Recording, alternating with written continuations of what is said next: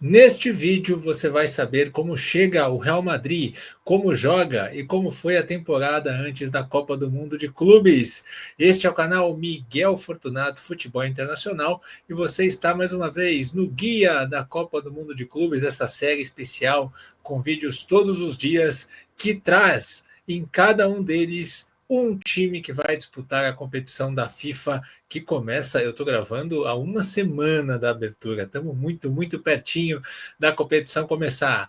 Quer saber como chega o Real Madrid? Quer saber como chegam os merengues agora sob nova direção com Xabi Alonso? Então deixe o seu like, que o seu like é fundamental para que o vídeo chegue até mais pessoas. E você que é novo, se inscreva aqui no canal, deixa aí a sua inscrição, é de graça e é muito bacana. Quanto mais gente aqui para a gente poder falar de futebol internacional, melhor. E se você puder recomendar esse vídeo para os seus amigos que gostam do Real Madrid, que estão aí fissurados na Copa do Mundo de Clubes, vai ser muito bacana também. Bom, aqui a gente está falando do maior clube de futebol do mundo, fundado em 1902, e que é uma máquina de títulos, né? O maior campeão mundial, com 8 títulos mundiais, né? Somando todos os formatos, só não se conta o último, né? O título que ganhou contra o Pachuca em 2024, esse a FIFA não considera. Esse a FIFA considera agora nas novas nomenclaturas como intercontinental. Tanto que é a primeira vez que um time ganhou um título no final do ano e não tem o patch de campeão do mundo da FIFA, porque agora a FIFA não considera. Então, esse título foi o primeiro título intercontinental, o Real Madrid ganhou, como a FIFA está chamando. Aí, somando o antigo intercontinental e o antigo formato do Mundial de Clubes, o Real Madrid tem 8 títulos mundiais. Então você vê, né? O novo formato, o Real Madrid já é o campeão, e agora quer ser o campeão também da primeira edição da Copa do Mundo de Clubes. 15 Champions League, o maior vencedor da Champions, e 36 títulos de La Liga. É absurdo o que o Real Madrid é em termos de conquistas, um time gigante e que na última década teve aí momentos brilhantes, com grandes estrelas, e em toda a competição que o Real Madrid está, ele disputa títulos. Porém, nessa temporada não foi tão bem assim, né? O Real Madrid, o único título do Real Madrid na temporada foi o Intercontinental, que ganhou contra o Pachuca na final. O campeão europeu agora já entra direto. Então, uma vitória relativamente tranquila, 3-0, mas foi a única conquista, né? Porque o torcedor do Real Madrid vai sentir dor no que eu vou falar agora, né? Vice-campeão espanhol, com 84 pontos, 26 vitórias, marcou 78 gols, mas o Barcelona foi campeão com tranquilidade, né, ganhando os clássicos, com muita autoridade. O Barcelona foi campeão espanhol. Vice da Copa do Rei também para o Barcelona e vice da Supercopa também para o Barcelona. Caiu nas quartas da Champions para o Arsenal. E então foi uma temporada sem títulos, tanto que o treinador Carlo Ancelotti sai do Real Madrid depois de anos e anos aí de conquistas. O Ancelotti deixa a equipe porque o Florentino Pérez, presidente do Real Madrid, está buscando aí uma renovação na forma de jogar. Real Madrid sofreu muito com lesões nessa temporada, tanto que terminou com uma zaga completamente reserva, né? O time foi pouco agressivo no mercado, não reforçou o elenco, então faltaram peças para o Real Madrid ter um elenco mais forte e poder competir melhor pelos títulos. Se serve de alento, terminou a temporada com 3 vitórias seguidas, então termina com um astral positivo antes de iniciar sua jornada na Copa do Mundo. Bom, a principal novidade do Real Madrid para a Copa do Mundo de Clubes vai estar no banco de reservas, né? Xabi Alonso, um dos melhores volantes que eu vi jogar, um cracaço de bola, que ganhou Champions League com o Real Madrid, ganhou Champions League com o Liverpool, ganhou títulos no Bayern. No Real Madrid ele ganhou praticamente tudo, né? Só não ganhou o Mundial porque ele saiu antes, em 2014, e ganhou o Euro, ganhou Copa com a Espanha. Um craque de bola. Era fantástico, e como treinador vem se mostrando fantástico também, né? Uma temporada curtinha, treinou a Real Sociedad B de 2019 a 2022, depois assumiu o Bayer Leverkusen em outubro de 2022. Pelo Bayer Leverkusen são 140 jogos e 89 vitórias, ganhou o Campeonato Alemão, ganhou a Copa da Alemanha, a Supercopa da Alemanha, uma temporada praticamente toda invicta. A invencibilidade acabou no último jogo na final da Liga Europa, perdeu para a Atalanta na final, senão seria uma temporada com todos os títulos possíveis e ainda com a gloriosa invencibilidade, mas é como se fosse, né, invicto, incrível. Nessa temporada o Leverkusen cai um pouquinho, mas mesmo assim, vice-campeão alemão, competiu, na Champions disputou mata-mata, enfim. É um treinador que se notabilizou não só por esses resultados, mas também pelo estilo de jogo agressivo, com ultrapassagem, com muita pressão, com um time que consegue com a bola no pé criar situações, é versátil no sentido de consegue ser bom no contra-ataque, consegue ser bom na pressão, consegue recuperar bastante bola, sabe resistir nos momentos de resistir, enfim, para um técnico, para um cara tão jovem e que ainda tem uma carreira tão curta, o Xabi Alonso mostra uma maturidade, uma ideia de jogo incrível como treinador. 43 gols na temporada, né? Esses são os números de Kylian Mbappé. E é impressionante a gente pegando aqui a carreira dele. Na temporada passada pelo PSG, o Mbappé traz 44 gols, na retrasada 41 gols, 21, 22, 39 gols, 20, 21, 42 gols. É surreal como conhece o caminho do gol Kylian Mbappé. Então ele abre aqui a lista dos principais jogadores, afinal de contas, ele traz uma quantidade de gols absurda. E para um campeonato desse, como a Copa do Mundo, um cara que entrega gols decisivos é fundamental, né? E o Mbappé se assumiu no Real Madrid, né? Principalmente porque tem o Vinícius Júnior, que é um cara que joga na ponta esquerda, como um cara que joga ali como centroavante. Ele preferia ser um jogador que flutuava mais, né? Ele gostava muito de jogar na França com o Giroud, porque aí ele podia flutuar atrás do atacante. O Mbappé gostava muito de jogar ali na ponta esquerda, onde ele encarava o marcador ali no mano a mano e podia puxar para dentro e bater. O Mbappé gostava disso, desse 1 contra 1 na esquerda. Só que ele está se tornando um centroavante. E um centroavante flecha, né? Um centroavante rápido, lançado na velocidade, né? Uma característica meio Ronaldo Fenômeno, não é aquele cara, o centroavante referência. Então é um cara que precisa muito da bola longa e se aproveita muito disso, e acredito que vai evoluir ainda mais nessa função temporada após temporada, com o Real Madrid se ajustando ao redor dele, né? Outro que está entre os principais jogadores é o atual melhor do mundo. A gente não pode esquecer que ainda o atual melhor do mundo é o Vinícius Júnior. A gente não teve os prêmios dessa temporada ainda, né? O Vinícius, jovem ainda, né? Com apenas 24 anos, é um grande destaque do Real Madrid, jogando ali na ponta esquerda. Teve uma temporada iluminada em 23, 24, caiu um pouquinho nessa, mas ainda segue jogando em alto nível. Já são 2 gols em final de Champions, então também é um cara decisivo para esse tipo de torneio. Nessa temporada, 52 jogos, 21 gols e 15 assistências, ainda nessa parceria com o Mbappé, que eles estão se ajustando junto com o Bellingham, estão se encontrando, Rodrigo ali a melhor forma, e já tem ótimos números. O Vini, sem dúvida, é um cara imprescindível, e eu acho que o Vini está evoluindo, né? Não é só mais aquele cara que está ali no mano a mano em busca do contra-ataque, ou então em busca de uma jogada individual do lado esquerdo aberto.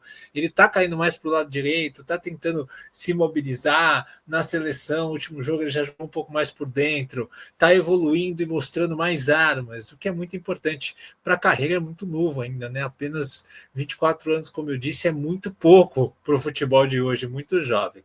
E outro jogador que não dá para deixar de destacar é o inglês Jude Bellingham. O Bellingham vive aí um ótimo momento no Real Madrid, né? Com 2 versões. A primeira versão do Bellingham com o Carlo Ancelotti foi um falso 9 ali, um jogador que jogava ali atrás dos 2 atacantes e infiltrava, ajudava a armar o jogo e vinha como elemento surpresa.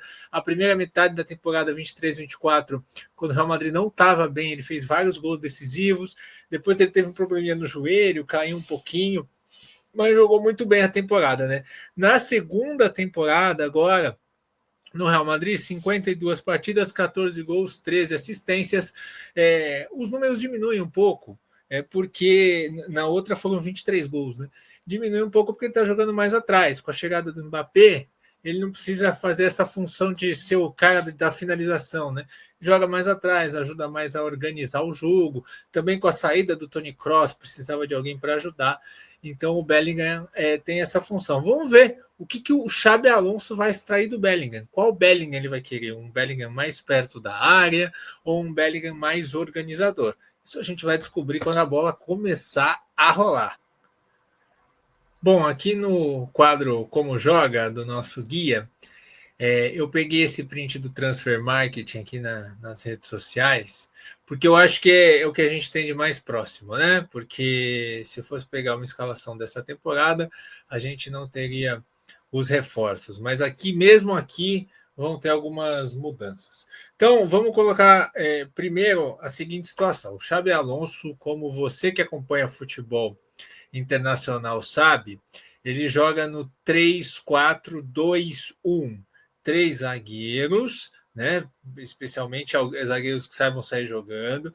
Aí uma linha de 4 com 2 alas e 2 volantes, 2 jogadores de meio campo ali ofensivos. O Wirtz era o principal nome ali, que batia muito bem, que o Wirtz tinha liberdade para cair para os dois lados, né?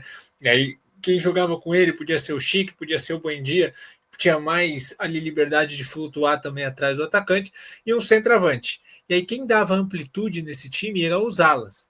Os alas viravam pontas. Então era um time que os alas viravam 2 pontas e tinha o atacante, e os 2 meias jogavam por trás. Então era basicamente um 3-2-5 que o Leverkusen atacava. Esse é o estilo que o Xabi Alonso se notabilizou e imagino que ele vá colocar no Real Madrid. Porém, ele chegou agora, está tendo data FIFA, os jogadores do Real Madrid estão todos, ou praticamente todos, defendendo as suas seleções, cada um num canto do mundo. Então eles vão se encontrar com o Xabi Alonso a partir de quarta-feira. E o Real Madrid joga na outra quarta. Então ele vai ter uma semana para poder treinar o time. Vai ser algo parecido com o Ancelotti, né, na seleção. Vai ser algo semelhante. Então ele não vai ter muito tempo de fazer muita coisa.